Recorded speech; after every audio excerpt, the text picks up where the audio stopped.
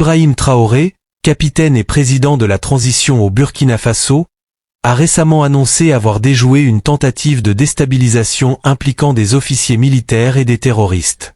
Selon lui, ces conspirateurs prévoyaient des attaques pour prendre le pouvoir. Plusieurs militaires ont été arrêtés pour leur implication dans ce complot, qui aurait été soutenu par des services de renseignement étrangers. Traoré a également accusé des pays voisins, comme la Côte d'Ivoire, d'être derrière ces manigances. La tentative de déstabilisation déjouée par Ibrahim Traoré impliquait un réseau composé de militaires en fonction et radiés, de civils et d'activistes, planifiant des attaques pour renverser le gouvernement de transition.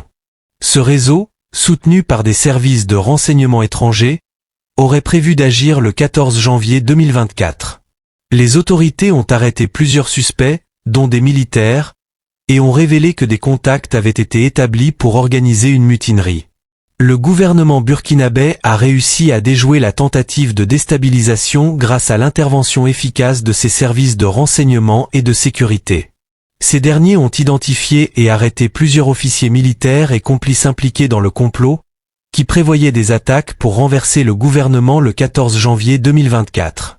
Le gouvernement a également souligné que des éléments extérieurs, y compris des services de renseignement occidentaux, étaient impliqués dans cette tentative. C'était donc des assassinats ciblés qui ont été aussi planifiés.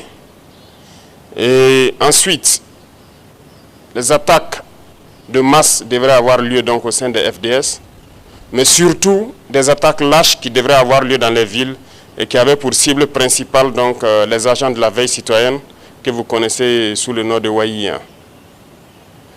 Donc nous avons suivi effectivement le déroulement de leur plan et l'assaut final devrait donc avoir lieu à travers un recrutement, si je peux dire ainsi, d'agents à l'intérieur donc de nos rangs.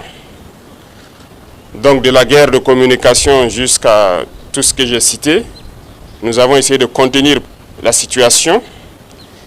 Certaines personnes ont été arrêtées dans cette subversion.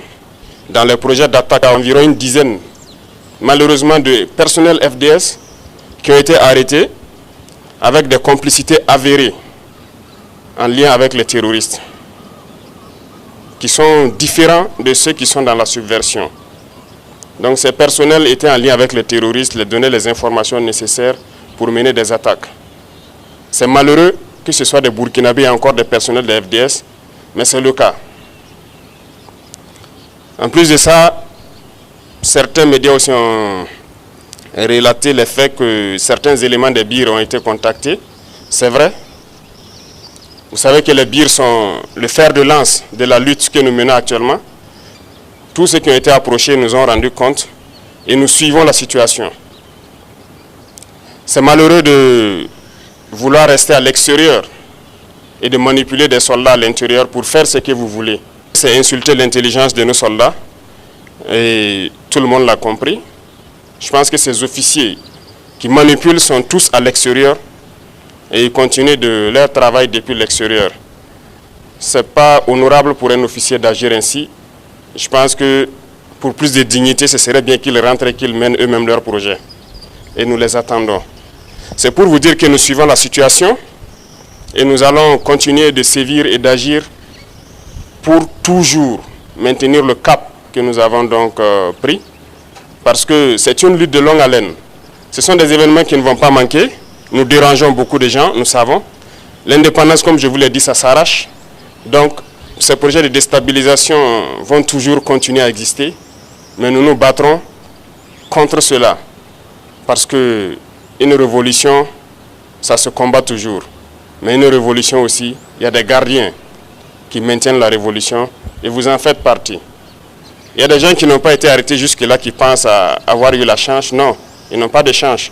Nous les suivons. Donc tous ceux qui sont dans ces projets, c'est les inviter à se départir parce que nous n'allons pas hésiter un seul instant à agir comme il le faut pour l'intérêt du Burkina Faso. Et j'espère qu'ils... Les citoyens burkinabés ont réagi avec un mélange de soutien et de méfiance face à la tentative de déstabilisation.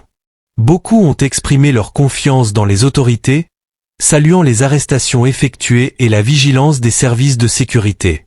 Cependant, des inquiétudes subsistent quant à la transparence des opérations et à la possibilité de répression. Les médias locaux ont également rapporté des appels à la solidarité nationale pour contrer toute menace à la stabilité du pays, soulignant l'importance d'une mobilisation pacifique et informée. Selon les informations communiquées par le gouvernement burkinabé, plusieurs personnes sont impliquées dans la tentative de déstabilisation déjouée. Les militaires. On y trouve des militaires en fonction, des militaires radiés. L'ancien chef d'état-major de la gendarmerie nationale, le lieutenant-colonel Évrard Sonda, a été arrêté. Plusieurs autres soldats ont été mis aux arrêts et aussi des civils, des activistes et des soutiens extérieurs. Le réseau a reçu le soutien de services de renseignement étrangers, notamment occidentaux, depuis un pays voisin. Les autorités ont procédé à de nombreuses interpellations et arrestations depuis le 13 janvier 2024 pour démanteler ce réseau qui planifiait de déstabiliser les institutions burkinabè le 14 janvier. Les investigations sont encore en cours pour identifier d'éventuelles autres implications. Les forces de sécurité burkinabè ont réussi à anticiper les plans des putschistes grâce à une combinaison de surveillance proactive, d'informations recueillies par les services de renseignement et d'une vigilance accrue face aux menaces internes. Les autorités ont mis en place des mécanismes de renseignement efficaces, permettant d'identifier les conspirateurs et d'intercepter leurs communications. Cela a conduit à des arrestations préventives avant que les putschistes ne puissent agir, démontrant ainsi une capacité d'anticipation et de réaction rapide face à la menace de déstabilisation. Les forces de sécurité burkinabè ont utilisé plusieurs techniques de renseignement pour anticiper les plans des putschistes et déjouer leurs tentatives de déstabilisation. Surveillance proactive. La mise en place de mécanismes de renseignement efficaces pour identifier les conspirateurs et intercepter leurs communications. L'interception des communications. Le recueil de données de connexion en temps réel, avec un contingentement de 720 autorisations simultanément en vigueur. L'interception de sécurité via le groupement interministériel de contrôle, GIC, avec un contingent de 3800 autorisations. La localisation des personnes impliquées. Recueil de données de localisation par IMSI caché, avec un contingent de 100 autorisations. L'exploitation des communications internationales. L'autorisation d'exploitation des communications internationales des personnes utilisant un identifiant technique rattachable au territoire national, avec un contingent de 1000 autorisations. Ces techniques de surveillance, d'interception et de localisation, encadrées par des contingents et un contrôle de la CNCTR, ont permis aux services de renseignement d'identifier les putschistes et de procéder à des arrestations préventives avant qu'ils ne puissent passer à l'action. Le sort réservé aux personnes impliquées dans la tentative de déstabilisation du Burkina Faso n'est pas encore clairement établi. Cependant, le gouvernement a annoncé que des voies de droit seront utilisées pour traiter ces affaires, ce qui implique des enquêtes judiciaires et des poursuites potentielles contre les suspects.